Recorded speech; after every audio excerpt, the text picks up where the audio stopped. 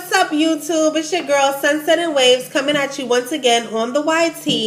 And I wanted to post a video today for National HIV Awareness Testing Day. So, I figured if I want to share the awareness, okay, to get tested, the best platform that I currently have is YouTube. So I said, encourage your sisters and brothers on YouTube to get tested. So why not? So there's going to be testing events all day today. So you definitely can look within your community and where you surround yourself and find out about a testing site near you. So I wanted to encourage you, and I figured one way to encourage people is to see how easy it is. Now, the test, when I say easy, I mean in regards to the test being administered, because it's easy here, but for some people, it's difficult up here. Okay? Because emotions get involved with this test. Okay? Now, HIV and AIDS. HIV is the human immunodeficiency virus, and AIDS is the acquired immunodeficiency syndrome. Okay? You got that? So that's what we're testing today. Okay? So that's what we're testing for today. And the reason why you would get tested. Okay? So today I'm getting tested simply off the strength that I want to encourage testing. That ain't why you get tested. You get tested because you might have put yourself at risk for transmission of HIV and AIDS. That's why you get tested. And one of the ways that you can put yourself at risk would be through unprotected sex. It would be through maybe sharing of needles, sharing of drug works, straws, bloody straws or whatever. Because, you know, if you sniff cocaine on a straw, sometimes, you know, blood is there and you can transmit it that way if you're sharing your works with other people. And when I say sex, I mean unprotected oral, anal, vaginal sex. Okay, for oral, we have dental dams that can be used, flavored condoms, you know. Anal sex, we have condoms. Vaginal sex, we have the female and male condom. And then some men even wear the female condom for anal sex, believe it or not. So, there's ways to protect yourself. But if you've been practicing, you know, a little bit of risky behaviors, then you might want to get tested, okay? Maybe you're not cleaning your works, you're not in a needle exchange program, so you're using dirty needles, so all of that, okay? So this is why you might want to get tested. And you should get tested, okay? Why you don't test. You don't take this test if you already know you have HIV. You don't take this test if you haven't put yourself at risk for transmission. Okay? And I think that pretty much goes without saying. Like, you know, if you haven't had sex ever, you know, that woman probably shouldn't be taking pregnancy tests. I'm just saying. Okay? So it's the same thing for HIV. You have to put yourself in a risky situation in order to feel the need to take the test. Okay? Or maybe you're just curious to know your status. But honestly, if you haven't put yourself at any risk, your status should be negative at that point. Unless it was a transmission via mother to child or something like that. So, now, with that being said, so now you know why you want to test. Now, also you need to know the feelings that you have in regards to the testing. Do you have anxiety? Because if you do, whether the results are positive or negative, you still want to have a support system or somebody you know you can call, you know, and just have somebody to lean on at that time. And if not, maybe the program or the center in which you decide to get testing, or if you're taking the test at home, they have the supportive hotline that WorkQuick provides. It's on their website. They even have videos telling you how to administer the home test. Now, if you take the test at home, that kit is about $50 at Walgreens. So I don't know if that's across the board, but I've seen it at Walgreens. It's like $50. If you take the test at a program, a center, a clinic, or something like that, a lot of times it's free. Especially like today, it would most likely be free a lot of places, and you might even get an incentive for taking the test. Some places may give you a movie ticket for taking the test because they just want you to be aware of your status, okay?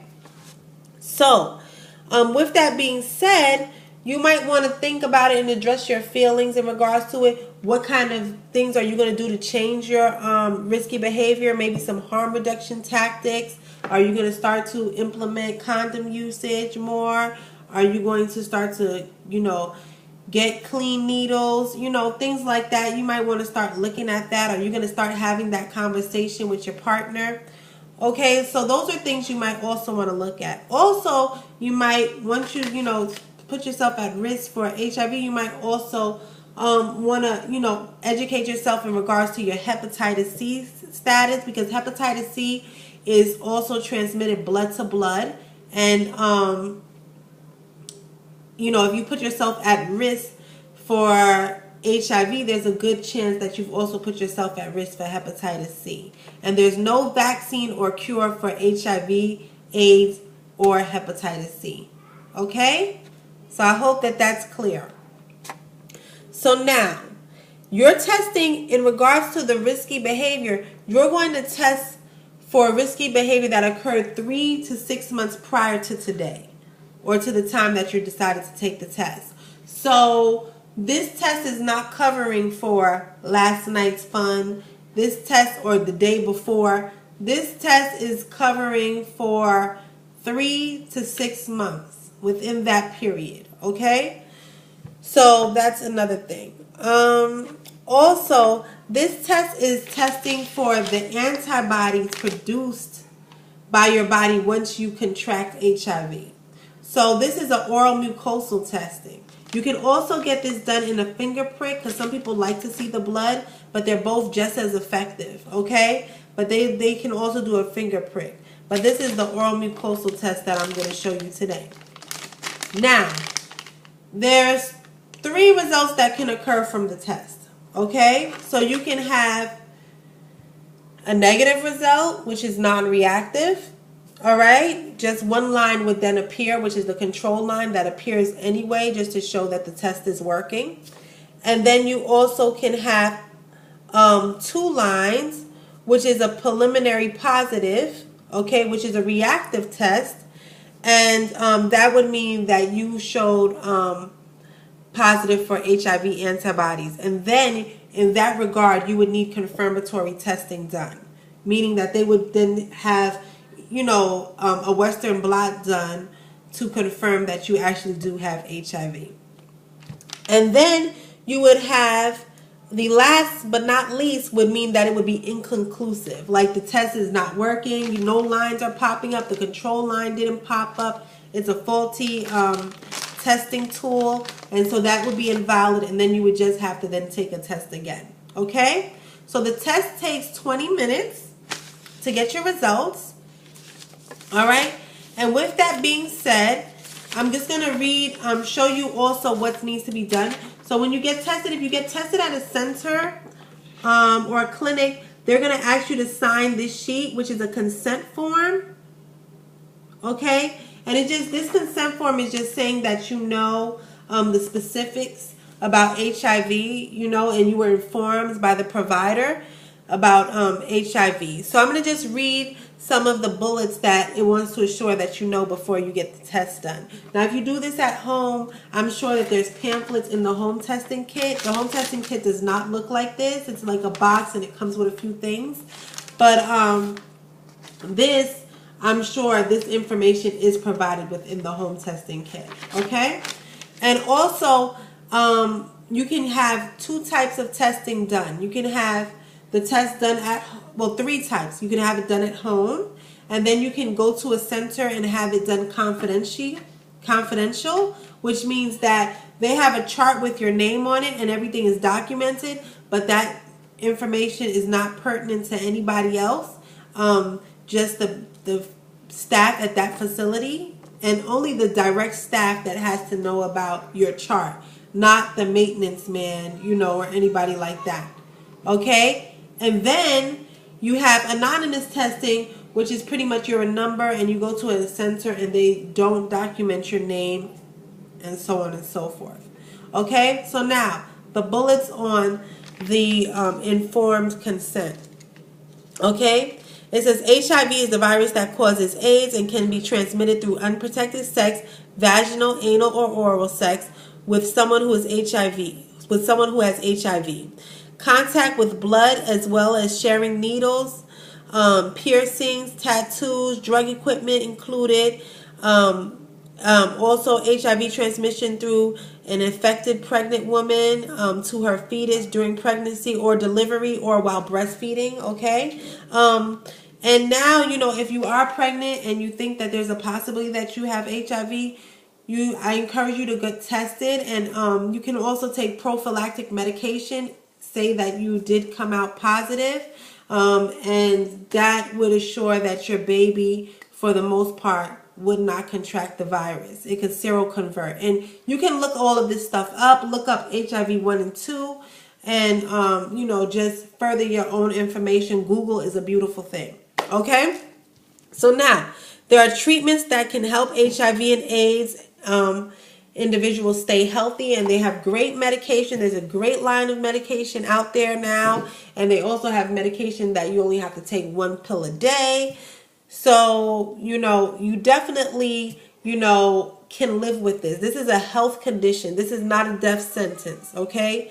HIV there has been so much advances in regards to treatment of HIV and AIDS, and unfortunately the stigma still lies there, and the stigma is, I think, a big part in why people treat it different from any other health condition.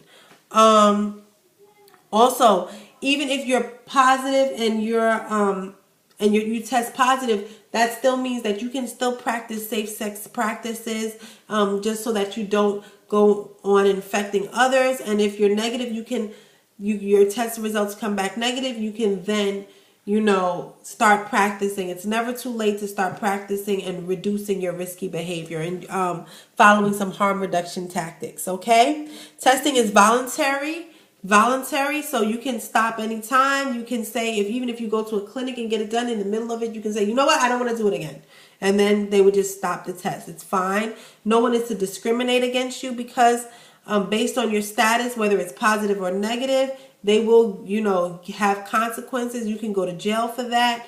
So no, you can't discriminate against people, and beat somebody and assault them because you found out their HIV status, okay? And yes, in order to get the testing, like it says, the law requires that you sign this consent. However, this consent can be revoked at any time during the test, before or after. Okay? So, now I'm going to open the test. I only got like 2 minutes. So, I'm going to open it. This is what the testing packet looks like. And,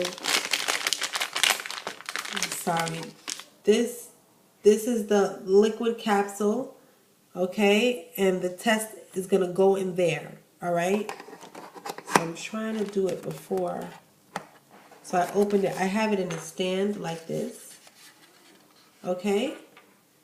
So I'm going to, so now the control line is the line with the C. So that would have 1 line if it's negative. If it's positive, sorry, God bless. If it's positive, then it would have 2 lines, okay? So now I'm going to show you how I swipe.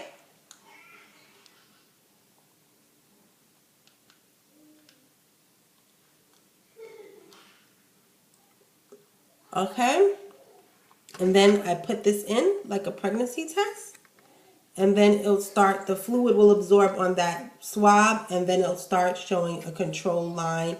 And then after that, it will show within 20 minutes from this time. So if you wanted to do that, you could put the alarm on your cell phone, which is handy, and you would be able to, make sure that it was 20 minutes time. You could start that, and it counts it down. You can listen to some music in the meantime. So I hope that this was, good, and you guys got, kind of like a view of what testing is like. And if you have any questions, please feel free to post them at the bottom bar, and I would love to get back to you. And it's your girl, Sunsetnwaves. Peace, y'all. Get tested. Bye.